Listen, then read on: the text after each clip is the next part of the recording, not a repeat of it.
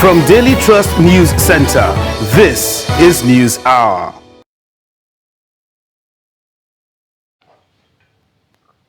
On News Hour tonight,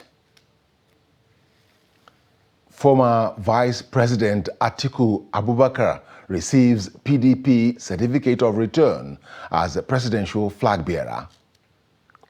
Lawmaker protests continued stay of Abuja-Kaduna train attack victims in captivity. Daughter of abducted Cad Poly lecturer regains freedom after 38 days in captivity. On the foreign scene, UN Rights Chief lauds Central African Republic for ending death penalty practice. Hello and welcome to News Hour on Trust TV. I am Ayinde Shuaga. Presidential candidate of the People's Democratic Party, PDP, and former Vice President Atiku Abubakar on Wednesday received his certificate of return from the leadership of the party with a declaration that the process of rescuing and rebuilding the country has just begun. Atiku, however, reminds the party that the task ahead is enormous and members must get it to work immediately for the party to secure victory. Trust TV's Shafiu Suleiman reports. It's the fallout of his emergence as the party's presidential flag bearer at the last Saturday's convention, defeating his closest opponent, Rivers State Nyesom Wike. I want to congratulate him and congratulate all other aspirants who participated in this event. If they didn't participate, actually would have not been a successful event.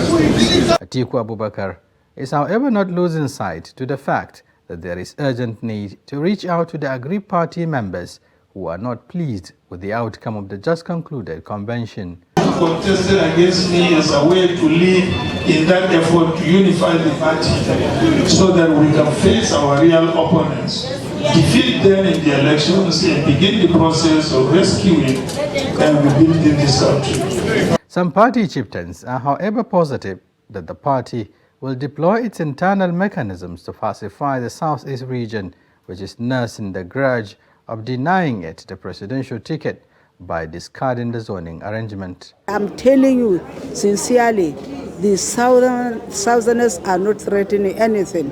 This is a family problem. And when you have differences in the family, they always come together to resolve it. And I am very confident that we are going to resolve. I believe that the party will strategically sit together and find how to deal with the matter. Is there anger? There's anger. Is there unhappiness? There's unhappiness. The people that were already feeling marginalized now feel completely ignored, not just being marginalized, they're ignored. The major opposition People's Democratic Party, PDP, lost central government to the All Progressives Congress, APC, in 2015 when it was voted out by the Nigerian electorates for failing to meet their expectations after 16 years on the saddle. Shafiu Suleiman, Trust TV News, Abuja. President of the Senate, Ahmad Lawan, has appealed to delegates of the All Progressives Congress, APC, to support him to clinch the ticket of the party in the upcoming presidential primary. In a letter signed by his spokesman, Ola Awoniyi, on behalf of the Lawan campaign organization, Lawan assured that he will work for the benefit of the people if given the opportunity. He also urged them to choose a candidate not on the basis of financial inducement, but on character, trust, and ability to deliver on the task of rescuing the nation.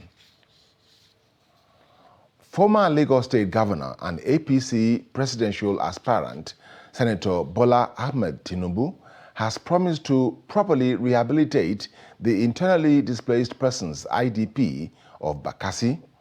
Tinubu, who met with delegates of the party on Wednesday in Calabar, said he will ensure the rehabilitation of the IDPs if he picks the party's ticket and wins the presidential polls come 2023.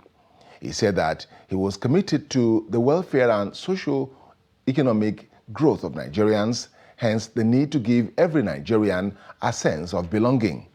He also promised to expand the Calabar seaport by modernizing it, as well as dredging the Calabar River and port, with a view to attracting more vessels into the state for economic growth and development.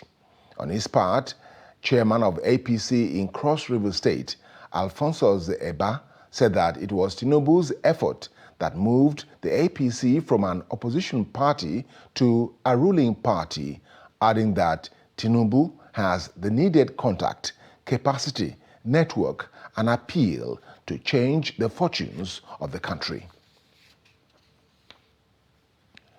A group of concerned Yoruba Muslims are appealing to the leadership of the All Progressives Congress, APC, to field a Southwestern Muslim presidential candidate as its flag bearer in the forthcoming 2023 presidential election. The group explained that Muslims in the Southwest have remained quiet for decades and believe 2023 provides an opportunity to elect the next president who will undo the years of marginalization. The report. The assumption and attempt to permanently disenfranchise the Southern Muslim, the opportunity to aspire for the highest position of president or vice president of the country is undemocratic, injurious, and will be resisted with all legal means available. They say it will no longer be business as usual, as they will reject any attempt of candidates in position. This time around, it will no longer be business as usual. And if the party makes the mistake of denying us the opportunity of having a Muslim president through vicious power game plan, we will not take it. They also added that the call was in no way a means to promote the national leader of the All Progressives Congress, Asiwaju Bola Tinubu, as he isn't the only Yoruba Muslim in the race. As regards the case of the candidates who are aspirants, it is not only Asiwaju that is a Muslim.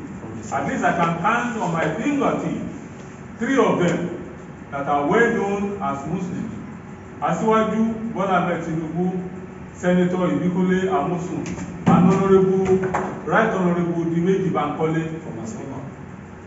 So these three are from the Southwest, and they are all Muslims. They are part of the Muslim body from the Southwest. We have been disenfranchised and we have been relegated for quite some time. Our own position is that when the position of the presidency is zoned to the north, it is up to the northerner to decide who they want to lead. But when the position comes down south, we have seen a general attempt by some people to insist that it is only Christians that should emerge whenever the position comes down to the south. They explained that although all zones can contest for the presidency, the Southwest has worked the hardest. Anybody can decide to contest for the presidency, but the person or the group or the region must have worked sufficiently enough to justify that calling. Otherwise, they will be seen as jesters. Delegates participating in the primary elections being conducted by different political parties at different levels are now being seen as celebrities in Nigeria. This is due to the narrative that huge sums of money are exchanging hands during the primary elections. In this report, a cross-section of Kaduna residents bear their minds on the narrative. The belief that primary election delegates are the latest millionaires in town is voiced in all nooks and crannies of the Nigerian states. Here in Kaduna, the story is the same. On social media, it is trending as the status of some delegates have changed overnight. A video surfaced online where a man believed to be a delegate just bought a new car. In the video, he's being praised, while a voice is heard saying in Nigerian's pidgin English, "Delegate Sweeto." Trust TV is yet to verify the authenticity of the claim, but that is the belief around town this season. Today, many wish they were or are delegates because of monetary gains involved. Since no one has formally come out to verify this claim, it leaves many wondering if it is just hearsay or money indeed changed hands. Some may see them as highly placed because of the money they got from the primaries. Some may have seen them as dangerous people because of the money that took them. And instead of doing the right thing, they sold their conscience to a wrong candidate. So to my own, I see them as betrayers. Everybody wants to be a delegate today. That is the talk of the town. Everybody wants to be a delegate. You get my point? Even to the extent that people are ready now to buy form, if possible, to pay to become delegates. Just like what we had in the case of all these political parties where you must buy form to become delegate. So Nigerians are ready now because they've seen that you can easily make money by becoming a delegate of a particular political party. Well, to me, delegate might not be valued after the primary election, honestly speaking, because if the masses have been allowed to, nominate who they want to represent them, it will have been a better picture entirely. It will have painted a better story. While close allies of some delegates say the delegates, are still smiling, some residents of Kaduna believe that negative consequences await them for shortchanging the destinies of millions. Frank and honest, some, I want to believe they have never gone back to their various places because they know very well they will be haunted. Just like yesterday around my area, some people will pick either they are delegates or not, but probably they believe that is the kidnappers. They believe they may have one relation or two that must have benefited from this money. They will be looked at differently. The masses right now are angry with the delegates because they feel the delegate did not do what they want. They didn't elect who they want. The relationship between the masses and the delegate is sour. How credible are these delegates? Some of them whom we know, they could not even write their names. You get my point? And they determine who takes what and the direction Nigeria will go in the future elections. So it is true that, and that is why the politicians today are capitalizing on that to make sure that, because they've seen that these delegates are not credible, they can be bought. And that is exactly what is taking place today, especially in the just concluded primaries across the political parties, where you see that aspirants must pay so amount of money before delegates can be convinced to cast their vote for such candidate. For Jacob Zango, if sanity is needed in the election process, the delegate system must be abolished. The issue of delegates, to me, should be done away with. Let INEC think of how they will do it straight. See, when you say you want to control the flow of money politically, okay, think of how they will spend. It's not yet the general election. As Nigeria awaits the presidential primaries of ruling APC, eyes are on APC delegates to see what plays out. Different strokes for different folks. The Independent National Electoral Commission Wednesday said fresh registration in the Continuous Voters Registration (CVR) has hit 10.2 million. INEC, while disclosing this in its Quarter 4 Week 7 report released in Abuja, said 6.5 registrants have so far completed their registration. The Commission said out of the people that completed the registration, over 2.9 million did it online, while over 3.6 million did a physical re-registration. agenda breakdown of the registration revealed that 3,253,441 of the people were males, while 3,290,804 were females, of which 53,663 were persons with disabilities, while 4,550,847 were youths. Ahead of the June 30th deadline for suspension of the continuous voters registration exercise, the Independent National Electoral Commission in the FCT has called on eligible voters that are yet to collect their PVCs to take advantage of the remaining weeks to get registered, as the Commission has made adequate arrangements to ensure a successful process. The resident electoral commissioner for the FCT, Yahaya Bello, made the call following complaints of inaccessibility of the portal as well as frustration from the physical biometric data capturing process, collection of PVCs, among others, at INEC offices within the FCT. Trust TV's Aisha Salihu has more. As the online pre-registration portal is closed, the rush for physical data capture at the various centers of the Independent National Electoral Commission within the FCT has become overwhelming. These registrants who express their frustrations attest to this. We've been here writing our names since as early as 5 in the morning. Till now, they've not attended to us. And it's very bad. They are trying to frustrate our efforts so we can't vote. But the truth is that no matter what they do, as long as they give me my card, I'm going to vote.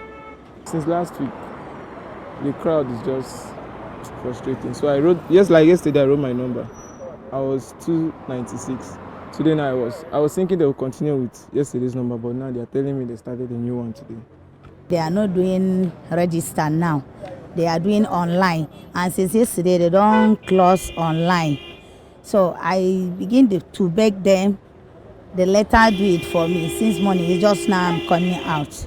Resident Electoral Commissioner for the FCT, Yahya Bello, says the Commission has made adequate provision to attend to registrants, especially those who boycott some centers due to the cumbersome process. Here, we have a lot of personnel to do that. We are going to add more machines because, typical of our own behavior in Nigeria, we are going to wait until the last moment. We have been doing this continued voter registration for a long time.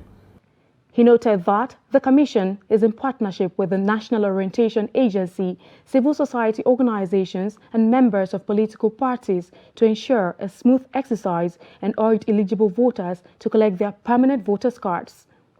And we continue to do with them so that people are more aware. It's no question, we are also not doing continued, but we are also the issue of collection of the PVCs. These PVCs have been on the ground. Anyway, we will come to the issue of collection of PVC this June and after. It is the CVR, the portal, the online has been closed. Physical capturing will continue until that, but the collection of PVC will continue until the end of this year.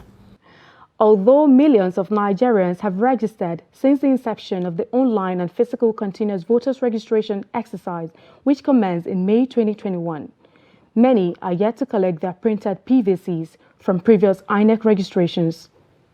Aisha Salihu, Trust TV News, Abuja. A member of the House of Representatives, Bamidele Salam, has tasked President Muhammadu Buhari to act fast and decisively in securing the release of the remaining kidnapped victims of the Abuja-Kaduna train attack.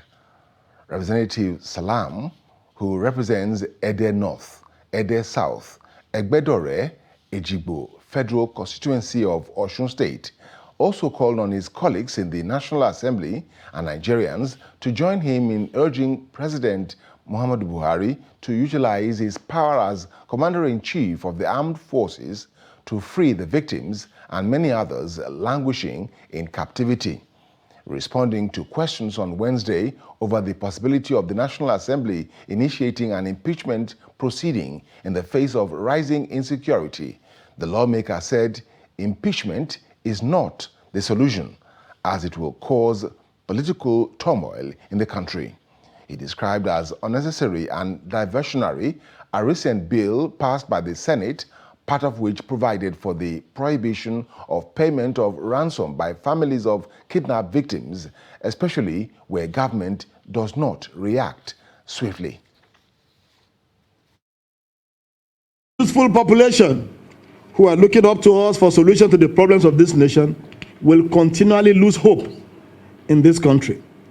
It is to avoid this that I've decided this afternoon, to join my voice to that of other well-meaning citizens of this very great country, to appeal to the president of this country to please, and please, and please, in the name of the Almighty Allah, in the name of the God who created the heaven and earth, to arise and redouble his efforts to secure the release of these kidnapped citizens and other fellow citizens of this country who are in the bushes, in the forest, and in other other unimaginable places at this hour, whose only hope is that they will have a country that will rise up for them. That is why I decided this morning to stage a walk from the Unity Fountain to this place, holding this placard, asking that the president should please, for the sake of Nigeria, for the sake of posterity, arise and do more to free the Kaduna train kidnapped victims and other citizens who are in captivity in various parts of Nigeria. Amira, the daughter of abducted CAD Poly lecturer Dr. Ramatu Abarshi, has regained freedom after spending 38 days in bandits' den. She was released on Tuesday and moved to an undisclosed hospital for medical checkup, according to a source. Dr. Abarshi, her daughter and their driver, Ibrahim, were abducted on April 24, 2022, along Kachia-Kaduna Highway while returning from a charity mission. While she was released about 3 weeks ago, the driver regained freedom last week, while the daughter was released 5 days after the driver. Daily Trust learned that the abductors collected ransom that ran into millions of naira. Bandits in the early hours of Tuesday abducted students and other travelers along the Birnin-Gwari Highway. They also burned 8 vehicles conveying students to their examination for admission into the School of Health at Makarfi, scheduled for Kaduna State University. According to a statement by the public relations officer of Birnin-Gwari Emirate Progressive Union, BEPU, Idris Saidu, the bandits laid siege on 3 different locations on the highway, forcing motorists to make U-turns while some were abducted. BEPU advised intending travelers to either suspend their journey or use other possible alternative routes, saying a large number of bandits were currently stationed at about 3 locations on the highway. One of the students who escaped, Abubakar Haruna Babajo, said 8 vehicles were set ablaze by the bandits after abducting all the passengers, adding that they were lucky to have escaped. Efforts to get police reaction to the kidnap proved abortive, as neither the police commissioner nor spokesman of the State Police Command could be reached as at press time.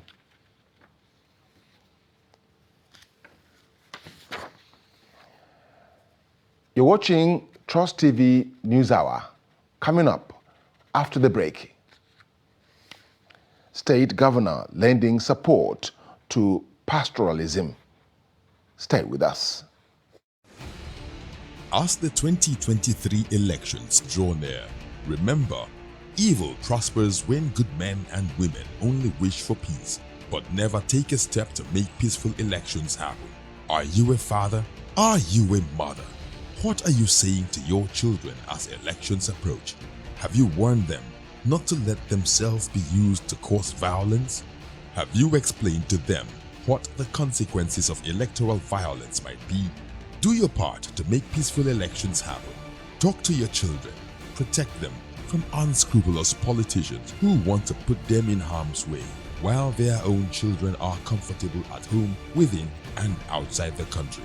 Let's join hands to make 2023 elections peaceful.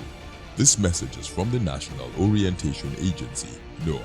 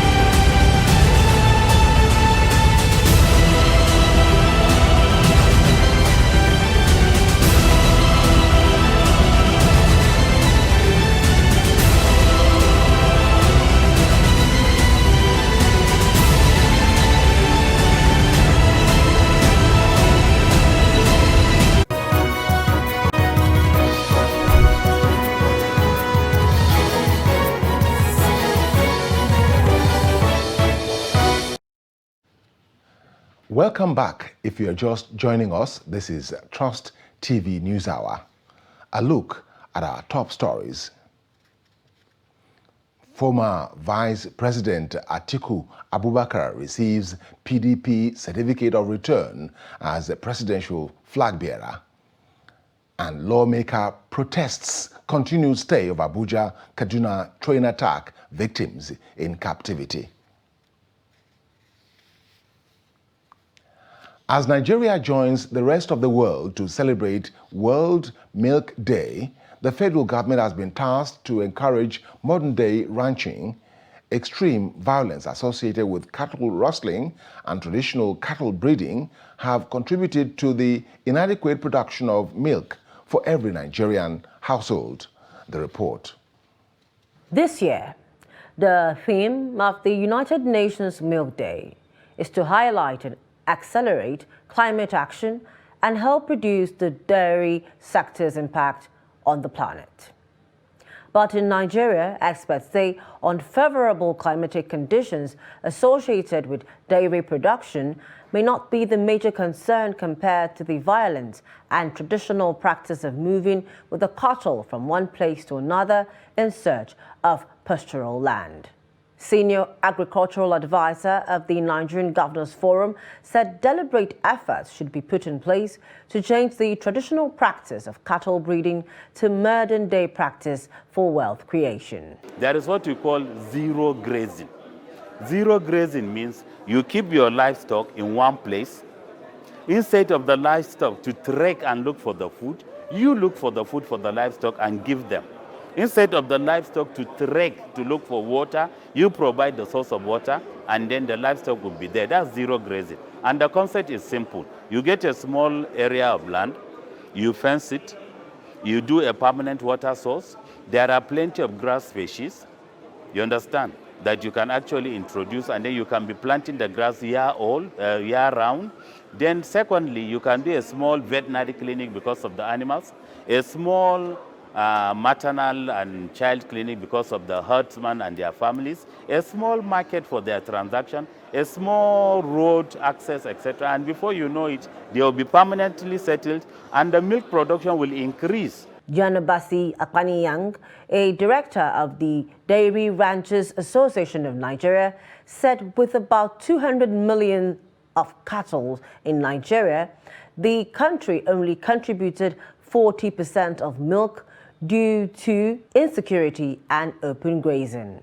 Government at all levels, not just the federal government, the state governments and even the local governments should be helping us to sort out, because we have issues with cattle rustling, even milk that is collected within the rural communities before they get to the factories.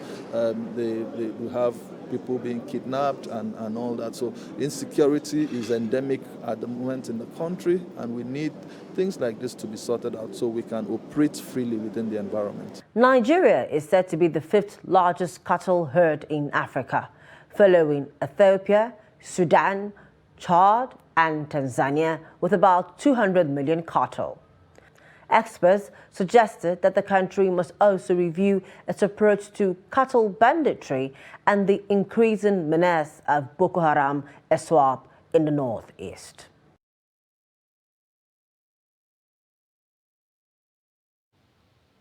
I'd like to welcome Paul Ojo to Trust News Hour.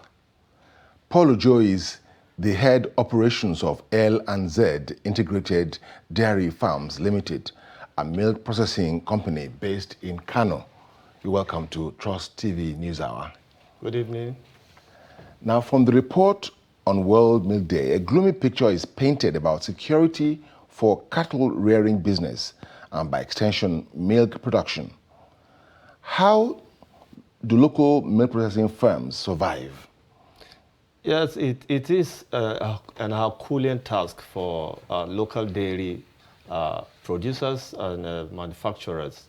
As the report suggests, it's difficult to access the cattle herders because they are most times in the bushes and almost inaccessible terrain.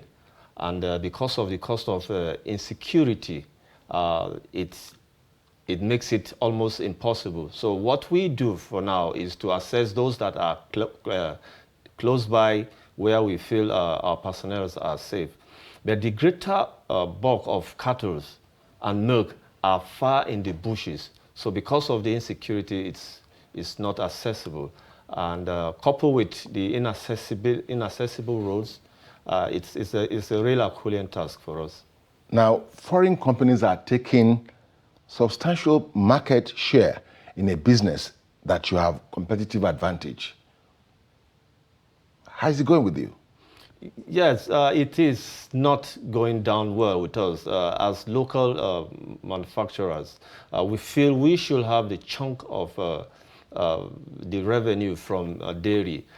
With a population of 200 million and over about $1.8 billion US spent annually in importation of dairy products into this country. It's just, we are sending money out and we're empowering other people. We are rather rendering our youths jobless. So if a sizable chunk of this money is plowed back into this economy, I guarantee you that everybody will be smiling. Now, very large cattle herds can be found here, with local cattle breed accounting for 95% of milk production. Yet, African countries like South Africa, have sufficiency in dairy productions than Nigeria. What can be the explanation for this? Yes, it is not how many cattle you have, but how well the cattle are producing milk. In Nigeria, we have the local Fulani White, which are not dairy cattle. In the likes of South Africa and Kenya, they have more of Friesian, which are called the milk machines. These are dairy cows that are engineered to produce milk. So for us to begin to be able to compete with such climes, we should be seen as making conscious effort into going into breeding of dairy cattle. Then we can now begin to compete with quantity and volume of milk.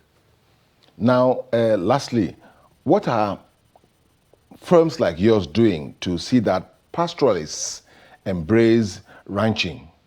1, to address cattle theft, and 2, to make more milk available for local processing. with attendant effects on job creation?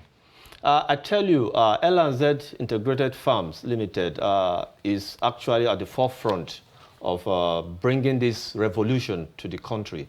L&Z have gone far and wide, then Kano, Jigawa, and neighboring states to bring awareness to herders. We've gone as far as creating milk collection centers powered by solar systems at respective communities. We've empowered the youths of such communities to man those milk collection centers. We have sponsored over 500 children to schools. One of them should be in his 400 level veterinary medicine as we speak. L&Z has even gone further to also encourage the herders putting their girl child in school. And what we do is we pay a little bit more for any herder that volunteers to send his or her own child to school. Because the narration, we want to change the narration. It is not the number of cattle you have, but the quality of cattle. What are you doing to let them embrace ranching?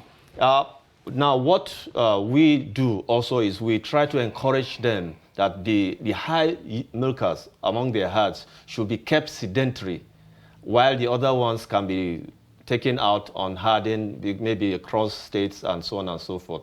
And what we do now is we now provide concentrates to further boost the milk yield. We are building boreholes, we are doing pasture for them so as to make them comfortable, because why they move is search of water and forage and pasture. And the climate change is actually contributing to not helping matters. So we are providing pasture, we are providing water, and we are providing training to boost their capacity, so as to make them comfortable wherever they are, so as to offtake more milk for the industry. And we also make sure we are doing this system where you bring any quantity of milk you bring, you are paid on the spot. So it's a cash cow thing. We call it cash cow. If you bring 100 liters of milk, you are paid there and then, so that it allows sustainability of the home front and for them to have cash to do other things. Thank you so much, Paul Ujo, Head Operations of L&G Integrated Dairy Farms Limited, based in Kano. Thank you. Thank you. The governor of Niger State, Abubakar Sani Bello, has solicited support for pastoralists in Nigeria to make up for the gap between farmers who enjoy government support and pastoralists who do not enjoy any of government's intervention. The governor made this known at an event organized by Miyetti Allah Cattle Breeders Association of Nigeria in conjunction with Northern Consensus Movement. Gaza Yakubu reports. The Miyetti Allah Cattle Breeders Association of Nigeria, in conjunction with the Northern Consensus Movement, has organized an event to help address problems facing the country. The event, with the theme National Security Summit on Pastoralists, had in attendance the governor of Niger State, who calls for justice for the pastoralists. When, as a governor, I can't tell you, every year we have floods. When there are floods, we provide palliatives to farmers that have lost their farms or their crops. When a young Fulani boy loses his cattle to cattle rustlers, no one even knows. No palliative. So the time has come for government to play a major critical role to address some of these anomalies. While providing solution, the Minister of Agriculture, Dr. Muhammad Abubakar, said resources have been approved for the new grazing reserves. The current administration, the President himself, has approved a large sum of money for the tracing and the establishment of new grazing reserves. So far, we have started. It has taken off one, that has been launched in Nasarawa. This is just the beginning. The Miyetti Allah Cattle Breeders Association of Nigeria and the Northern Consensus Movement expressed concern over the stigmatization of pastoralists in the country, noting that they are also victims of the situation. The pastoralists is at the receiving end of every single crime in this country that is taking place today. So we have gathered here to at least allow the media to know our side of the story, to also request the media and plead with them to be fair to us in their reportage. The media cannot hold us or ransom for crimes perpetrated by few elements among the Fulanis. The summit is to help address the problems facing the country, especially in the northwest, ranging from kidnapping, banditry, and cattle rustling. Gaza Yakubu, Trust TV News, Abuja. The demolition team of the Federal Capital Territory Administration, FCTA, on Wednesday issued a final 24 hours quit notice to Apo Dutse traders or have their shops pulled down. The Senior Special Assistant on Monitoring, Inspection and Enforcement to the FCT Minister, Ikaru Ata, said the traders' activities in the area was illegal and constituting security threat to the territory. He said the administration had been issued demolition notices to the traders, insisting that it will not give them another grace period after the next 24 hours. Ata stated that the administration, through the task force squad, had exhausted all avenues for the demolition and would not accept further engagement with the traders. The Nigeria Center for Disease Control says no fewer than 54 people have died of cholera disease in the country. In its latest report on the outbreak of the disease, the NCDC stated that the deaths were recorded between January 1 and May 1, 2022. It added that over 1,800 suspected cases were reported in 77 local government areas across 16 states of the country. The states are Abia, Adamawa, Akwa Ibom, Bauchi, Bayelsa, Borno, Cross River, and Katsina. Others are Kebbi, Kwara, Lagos, Nasarawa, Ondo, Rivers, Taraba, and Zamfara. According to the health agency, 12 local government areas across 6 states reported more than 30 cases each this year. These comprise 5 in Cross River, 3 in Taraba, as well as 1 each in Bayelsa, Katsina, Kebbi, and River State.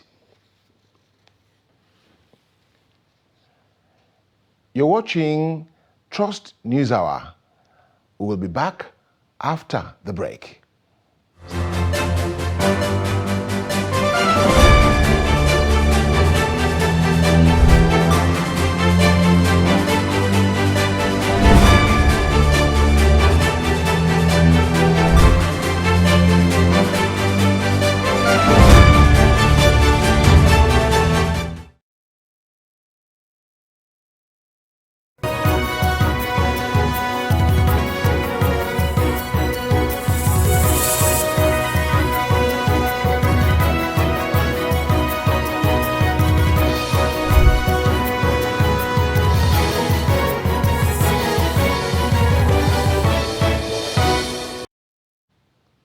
Welcome back. The Federal Executive Council has approved measures in response to the latest report from the Ministry of Finance for the first quarter GDP performance of 2022.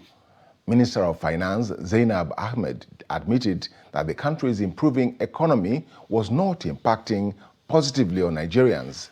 She revealed this on Wednesday to newsmen at State House Abuja after a meeting of the council. Kehinde Amodu reports.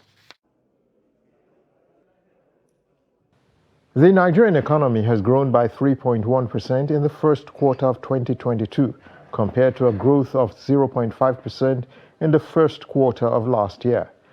The report implies that there is gradual economic stability from the recession witnessed in 2020 after 6 quarters of positive growth. But the finance minister admits that these positive indices will not be directly felt by the people unless there is growth in most sectors, especially those that impact on jobs. We also reported to Council that inflation has started going upwards, to the extent that the monetary authorities, the central bank, have had to adjust the MPR to 13% in the last MPC that they have met, and that's an attempt to manage the cost of inflation. So Council has decided to set up a special effort to look at the sectors that are not growing, and also to look at how we can grow the other sectors better. Also on Wednesday, the Council of Ministers gave the go-ahead for the execution of an MOU between NNPC Limited and the Economic Community of West African States, ECOWAS. This will result in the construction of the Nigeria-Morocco gas pipeline. This pipeline is to take gas to 15 West African countries and to Morocco, and through Morocco to Spain and Europe. Meanwhile, the cabinet approved contracts for the Nigerian Police Trust Fund, totaling over 8.3 billion naira. What we're having now have been assembled from the output of the end user, that is the Nigerian Police Force. And we believe by the time these items are on ground, they will go a long way in improving the efficiency and the effectiveness of Nigerian police in the maintenance of peace and security in the country. The contracts approved were for the purchase of 82 operational vehicles, supply of customized police raincoats and customized police boots, as well as customized instructional materials for the police colleges and schools. From State House, Abuja, Kehinde Amodu, Trust TV News. A meeting of the National Food Security Council to address the challenge of food inflation, expected to be chaired by President Muhammadu Buhari, is to be convened soon. Minister of Finance, Budget and National Planning Zainab Ahmed disclosed this Wednesday while briefing State House reporters on the outcome of the Federal Executive Council meeting, chaired by Vice President Yemi Osinbajo at the Presidential Villa in Abuja. The minister, who presented first quarter 2022 gross domestic product report to FEC, said she reported to Council that inflation had started going upward.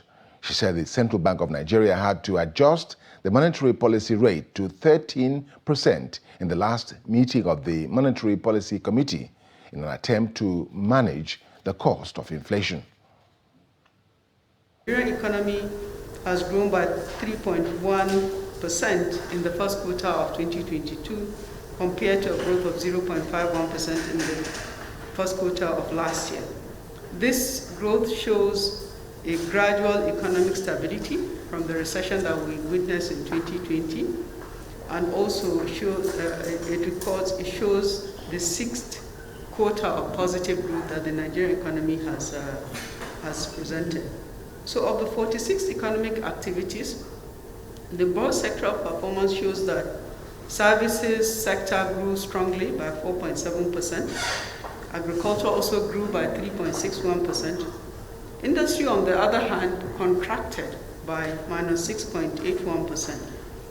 And there's also significant contraction in the crude oil, petroleum, and natural gas sector of 26.04%. Coal and mining sector also declined. Oil refinery, the biggest contraction of 44.26%. Electricity sector. Nigeria and 44 other countries around the world are severely exposed to the Ukraine war-induced food crisis. A report by Boston Consulting Group, a global management consulting firm, said it explored in detail the multiple direct and indirect impacts of the turmoil in Ukraine on global food systems. The BCG report also provides 30 near and medium-term solutions to help respond to the crises and improve the resilience of global food systems. The report further said Nigeria and other affected countries faced severe levels of extreme poverty, compounded by the ongoing economic and social challenges associated with the COVID-19 pandemic. It said the affected countries, which were concentrated in Africa, South Asia, and Latin America are hotspots around the world as they endured some of the worst effects of the crisis. In many regions of Africa, sachets dominate the retail market, especially in Nigeria, where the population is high and there is a great demand for consumer goods. The sachetization of commodities, which began in the 90s, has not only been a tool for quantity control, but also of price, as it enables low-income earners to have a share of the market. Chamun Dabeng takes a look at the sachet trend and asks if it is still serving its purpose following rising inflation. The report. From water, tomatoes, milk, and even toothpastes, sachet alternatives can easily be found in Nigeria as the country's high inflation rate continues to reduce the purchasing power of the average citizen. With inflation biting harder, sachet products, which were designed to be more affordable, have doubled in price, leaving many wondering if they are still serving their original purpose. Shop owners in Otako Market, Abuja, give their perspective on the situation. The ingenuity of the companies as a result of how to help the poor masses, because the bigger packs are no longer affordable. But the small packs, you can get 30 naira, 40 naira, 50 naira own, just as the case may be. It is just to make it affordable to the less endowed economic citizens, empowered citizens of the country. The economy is not very buoyant, and producers have decided to reduce the quantity they sell in packs, and the sachets are more affordable. A lot of people go for the small sachets because it helps them to distribute it within their families. As stakeholders continue to brainstorm on how to address economic challenges, some nations around the world are resorting to subsidizing goods, especially food items, to enable families survive. But in a consumption economy like Nigeria, that option looks far from being possible. Financial consultant Dr. Hussaini Mohammed gives his perspective. Disposable income is no more there because of the inflation. Virtually today, what you can buy yesterday for maybe about 300 naira or 500 naira, today you needed maybe about 5,000 naira. What you can buy 2-3 years back with 500 naira, today you may need 5,000 or even 2,000. So these are basically what calls why sachet-ing is becoming the vogue now. You know, it's not that people like it better, but we are forced to. Agriculture, agriculture, agriculture. The moment you are able to satisfy any society, what the population is supposed to be about 200 million people or so. If today Nigeria can supply its own agriculture, rather than dependent on oil today, some of these prices will be down. Nigeria's sachet economy continues to receive a boost as manufacturers try to meet the purchasing power of the average Nigerian. Chamun Dabeng, Trust TV News, Abuja. And now let's go away from Nigeria. President Recep Tayyip Erdogan has said Turkey is halting talks with Greece, partly over a dispute with the Greek Prime Minister and what Ankara calls airspace violations. Erdogan said on Wednesday that Turkey had cancelled a bilateral cooperation platform dubbed the High-Level Strategic Council with Greece, adding in a speech to legislators from his governing party that Ankara wanted a foreign policy that had strong character. The talks had made little headway, but were a means for the two countries to air out their grievances without resorting to a potential armed standoff, as had occurred as recently as 2 years ago. Tensions flared again last week when Erdogan said Prime Minister Kyriakos Mitsotakis no longer exists for him, accusing him of trying to block sales of F-16 fighter jets to Turkey during a visit to the United States. The United Nations Rights Chief, Michelle Bachelet, has welcomed a decision by lawmakers in the Central African Republic to end capital punishment in the country. In a statement on Wednesday, Bachelet said the death penalty is incompatible with fundamental tenets of human rights and dignity, and encouraged President Faustin Archange Touadéra to promulgate it. No executions have been carried out in CAR since 1981, and last Friday, lawmakers approved new legislation making death sentences illegal. About 170 countries so far have abolished or introduced moratoria of death penalties in law or practice. Let's now join Adeniyi Ajisafe for sports news.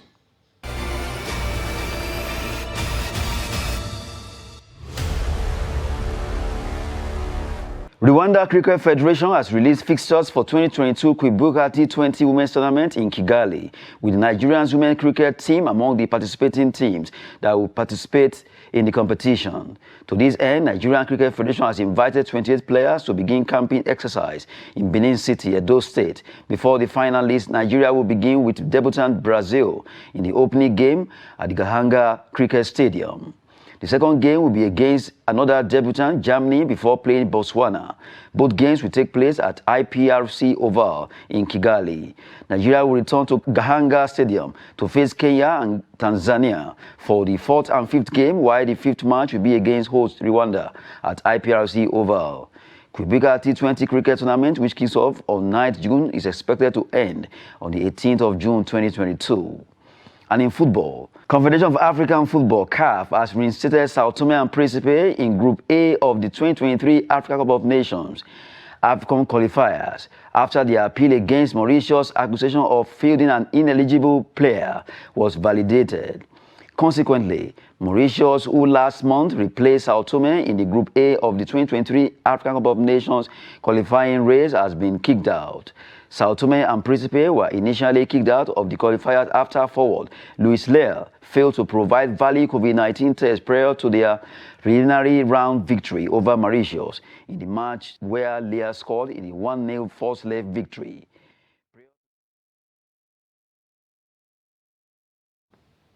And with that, we have come to the end of Trust TV News Hour. For more news, connect with us across all our social media platforms. I am Ayinde Shuaga, thanking you for watching.